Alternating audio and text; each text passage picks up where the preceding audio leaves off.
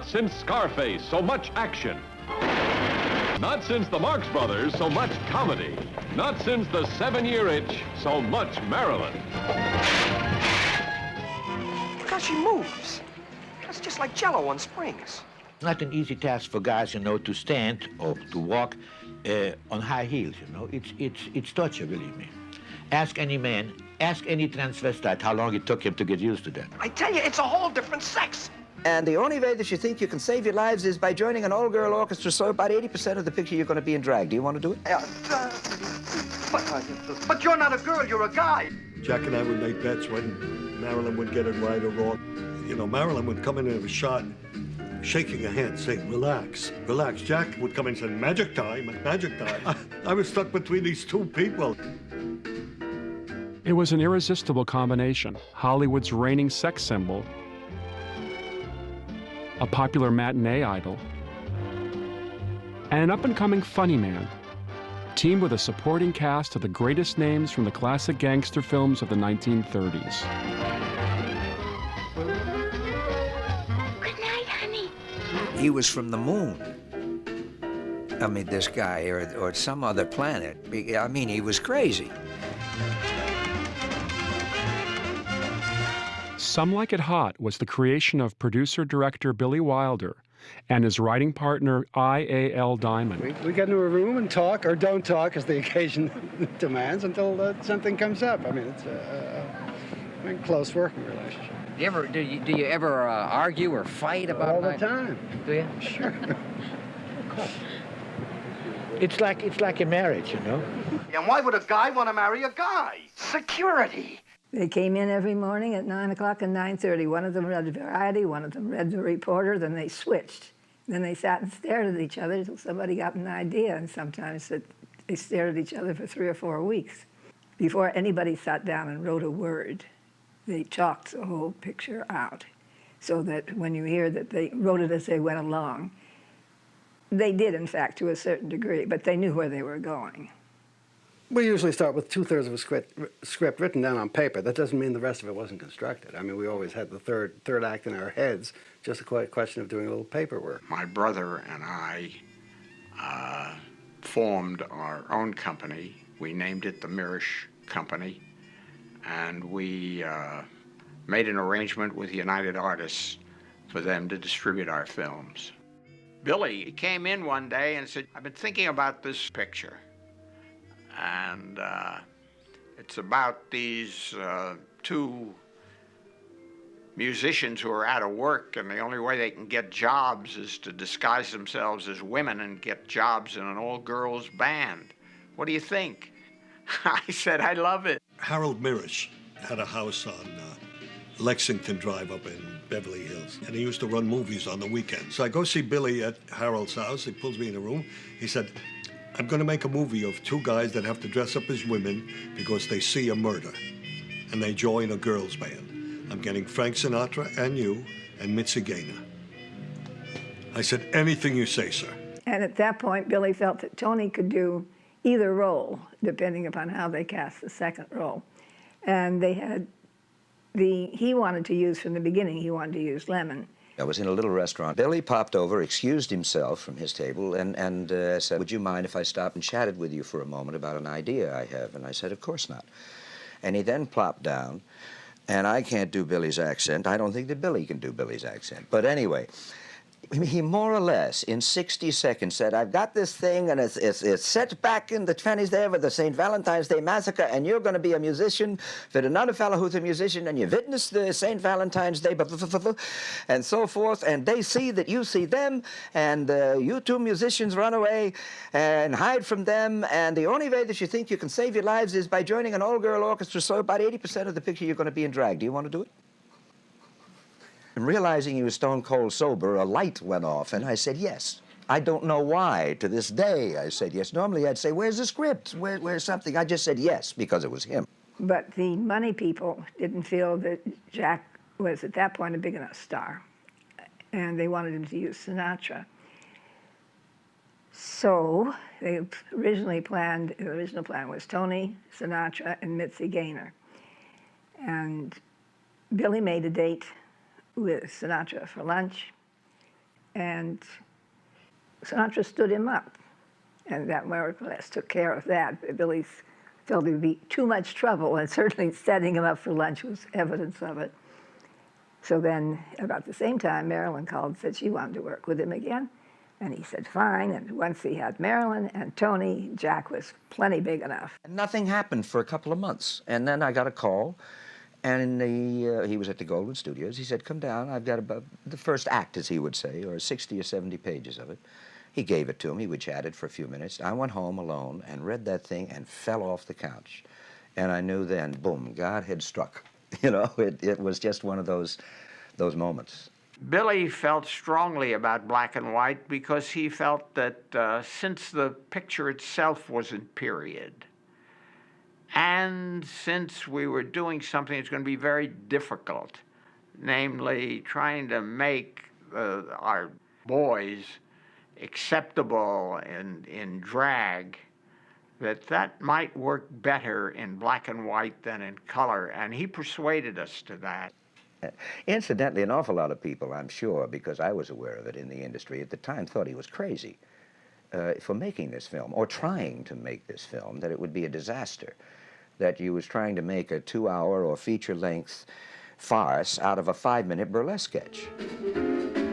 We had makeup tests, which were drudgery because we went through a week of Tony and me sitting side by side. I finally realized after about 4 days with the bee-sting lips that I was getting to look like a bad imitation of my mother. Jack always said that he patterned the character after his mother. He fell into it very easily because he's sort of a living room performer, among other things. It was much harder for Tony. Tony was very self-conscious about it. But Jack, the first time you put him in high heels, he walked out there and was, you know, talking girl talk to the members of the crew. You know, he loved it. He was having a ball. When Jack came out, he was like a 20-cent tart. He was chewing gum and his hips swaying left and right, you know, carrying a purse. When I saw him, instinctively, I understood that I was not going to do that. So I came out like Grace Kelly or my mother, always meticulous. And doing wardrobe tests, I realized we had it made. That is to say, we knew we were going to blend with each other like two good musicians. Finally, it was about the 5th day, and I said, what do you think, Tony? He says, I'm happy, and I said, so am I. Let's go show Billy. And he said, wait a minute, I got a better idea. He said, let's go and see what happens. See if they catch on to us right away or what. And I said, okay. So we walked down to the ladies' toilet, and we went right to the mirror, started putting on our lipstick. And through the mirror, we could see the stalls behind us, girls coming in and out. I finished my lipstick. I said, you do yours? He says, yeah. I said, I told you it would work. He says, I can't believe it. I said, let's go, darling. And we walked out. And as we got to the entrance or the exit of the ladies' room, a girl coming by said, hi, Tony. I said, hello, darling. So we went up to Billy's office, and he looked at the two of us, and he said, oh, it looks good to me. Then Tony and I told him about what we had done, and he said, that did it. Don't change anything. We went on location first, the back lot at MGM, because they had a train station. And that's where we did all of the train stuff, getting on and off the train. That's where the Marilyn walks by and the steam blurts out behind her. I rather felt the steam was sort of a first cousin to the scene that Billy shot with her in 7-Year Itch, where the air thing comes up and blows her skirt up. And that he was rather trying to top himself. When the picture started, I couldn't get the right elevation of my voice. I kept slipping in and out and slipping out. And there was an actor, I don't remember what his name, a very fine voice actor, who came in, did some dubbing. Then they combined the two, and then it ended up what it was. Hello, Mr. Polyakov. I understand you're looking for a couple of girl musicians. We went down to the Coronado Hotel and started shooting there. Marilyn was in excellent shape and condition, you know. All the lines came out easy. Sugar? Here. I'll carry the instruments. Thank you, Daphne. Oh, thank you, Daphne. Isn't she a sweetheart? Daphne, I had no idea you're such a big girl. Oh, sugar, you should have seen me before I went on a diet. Oh, I mean, your shoulders and your arms. oh well, that's from carrying that bull fiddle around all day. Oh, there's one thing I envy you for. What's that? You're so flat-chested. Clothes hang better on you than they do on me. We're shooting the beach scene when Billy said, what shall we do for the millionaire? I said, I'd like to do something different. He said, what would you do? I said, well, maybe I could talk a little bit like this. He said, well, do it, Tony. I said, I shall. And where did you get that phony accent? Nobody talks like that. So I took Cary Grant and manipulated him a little bit. Syncopators. Does that mean you play that very fast music, jazz? Yeah, real hot. Oh, well, I guess some like it hot. I personally prefer classical music. She was under the auspices of Paula Strasberg and Lee Strasberg. She would do a shot, and she wouldn't look at you, she'd look at Paula. And Billy caught that on very early, right in the middle of a scene once. He said, cut. He says, how was that for you, Paula? The Coronado shoot, I thought, went quite well. We came back to the studio, and of course, problems developed with Marilyn. She had ills, she had insecurities, many, many difficulties, which led to multiple takes and rather tried the patience of her fellow actors, and most particularly Billy Wilder. It was tough. Let's say the Monroe thing, you know, her fear of the camera, her occasional lack of concentration. You know, this is not cheap even in those days. You know, a day of shooting cost like $20,000, but just blown to bits. And not that she came at 9 o'clock prepared, because she would come like at 11:30, and she would then say, having worked there for a long time, said, I'm sorry, I lost my way to the studio. She forgot the address of the studio. But every possible thing happened. I came down on the set one day when Tony and Marilyn were shooting their love scene where he does Cary Grant and she's kissing him to see if it works. We all sat around for 2 hours before she would come out of her dressing room. Billy did tell both Jack and Tony will tell you this, that he said to them, you guys have got to be perfect on every single take, because once Marilyn gets it right, that's what gets printed. The rumor was Paula Strasberg, who was on the set all the time with Marilyn, was her dark shadow, was signaling to Marilyn whenever she thought the scene was not showing Marilyn to the best advantage. And Marilyn would then stop dead in the middle of the scene. But the fact that she might very well be doing it on purpose was a source of considerable irritation to everybody. Where did you learn to kiss like that? I used to sell kisses for the milk fund. When we were in the rushes and the lights went on, Tony stood up, and as he was standing up, he said, it's like kissing Hitler. Well, Jesus. I said, did he? He didn't really say that, did he? Yeah, he did. Woo. And there was a silence in the room and a deep intake of breath from Paula Strasberg. And Iz came home and told me what had happened. They were all scared. They were scared that Paula would go and tell Marilyn, and Marilyn would refuse to finish the film. But there wasn't anybody in the room, with the exception of Paula Strasberg, who wasn't totally in sympathy with Tony. As I said, he was giving the performance of his career. The joke was so obvious that it was scary, and then nobody got it if I said it. And I probably did. What was it like kissing Marilyn Monroe? It's like going down a mountain on a sled and flying to the moon on Joshua wings. What are you talking about? What's it like kissing Marilyn Monroe? I said, it's like kissing Hitler. What do you expect me to say? That was the intent, don't you see? Everybody seemed to take it as a great insult. It was no insult to Marilyn. You know, it wasn't any insult to anybody. Everybody in the company knew what I was talking about. And after all the newspaper women, what did you mean by that? Kissing her was like kissing. I said, I never said it. Leave me alone. I forgot to give you a receipt.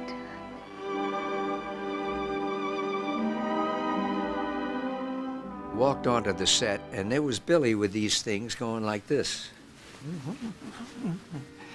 And I thought, what the hell is he doing? And then Billy saw me, he says, here, in between every line, just go da da da da. I said, okay. He's lost it. I'm engaged. Congratulations. Who's the lucky girl? I am. What? Osgood proposed to me. We're planning a June wedding. What are you talking about? You can't marry Osgood. You think he's too old for me? When I saw the film and heard an audience reaction, laughing all through this, before then they never missed the next line. Will you stop treating me like a child? I'm not stupid. I know there's a problem. I'll say there is. His mother. We need her approval. But I'm not worried because I don't smoke. It's me, Sugar. That was that very famous scene where she used to come into the room. The boys were in women's clothes. She still thinks that they are girls. And she used to enter and she used to say, where's that bourbon? She knows that the guys have bourbon. This is Prohibition time. And she is so disappointed in what is happening in her private life that she needs a slug of that booze. And she used to come in and she used to say, to knock on the door, and they say, who is it? And she used to say outside the door, it's me, Sugar. She comes in and she used to say, where is that bourbon? That was it. And she had a mental block. She just could not say that line. Just a minute. Sugar, it's me. After take 16, she spoiled because she knocked at the door. Who is it? Sugar, it's me. No, cut. And now she would burst into tears. Now we have to remake the makeup, right? We redo it, because there's the mascara. And after take like 53, I took her to the side. And I said, Marilyn, please don't worry. And she would look at me and said, worry about what? That's a strange girl. And then we said, look, I tell you what you do. You come, we put on the door outside, we're going to write in big letters, knock, knock, and then say, who is it? And you would say, it's me, Sugar. Just read it. And finally, she comes to the room, and I said, now, there is that a kind of a piece of furniture with lots of drawers. And it's in one of those drawers. Whichever drawer you open, it will be lined with the piece of paper which says, where is that bourbon? Whichever you open, there were another 30 takes, because she went to the wrong piece of furniture. I would have printed anything, except maybe, where's that Dr. Pepper? So you just say, my God, this was a question as to who is going to have a nervous breakdown, me, the two guys who were suffering, or the money man. We work for the marriage company, and this is not cheap even in those days. A day of shooting cost like $20,000, but just blown to bits. But the fact of the matter is, she had her back to the camera. They could have dubbed that line at any time later on. Where's that bourbon? And it became basically a contest of wills. One of them was going to win, and it was going to be Billy. It required a much longer shooting schedule than we had originally planned for it. I would guess the picture was $750,000 or so, or more, over budget. I tell you, we were already shooting, and Ears Diamond, my collaborator, and I were still fiddling around with the final scene. And it was late in the evening, and the scene had to go into mimeographing to be distributed. And we just said, now we need a big laugh, we need something. Lemmon, in the girl's clothes, taking off his wig and trying to tell our beloved Joey Brown, the multimillionaire, trying to tell him, look, I'm a boy. Now we needed a punchline. And it got to be so late, and then finally, Ears Diamond said, and so he says, nobody's perfect. And I said, well, and he says, look, it's getting very late, we can always change that line. It's not chiseled in marble, He wrote it at home and left it with me when he took it over to work on it with Billy.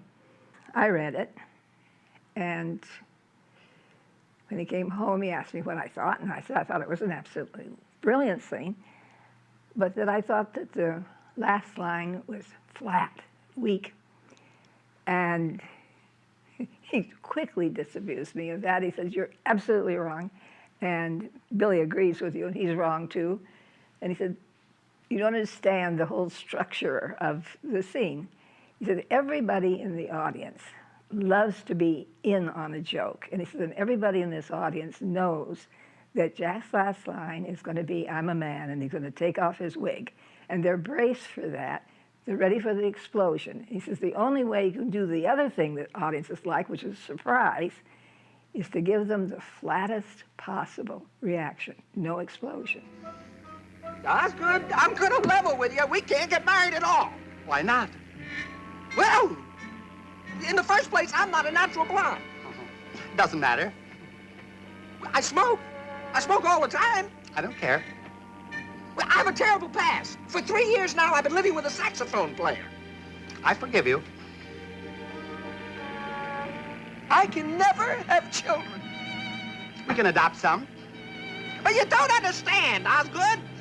I'm a man. Well, nobody's perfect.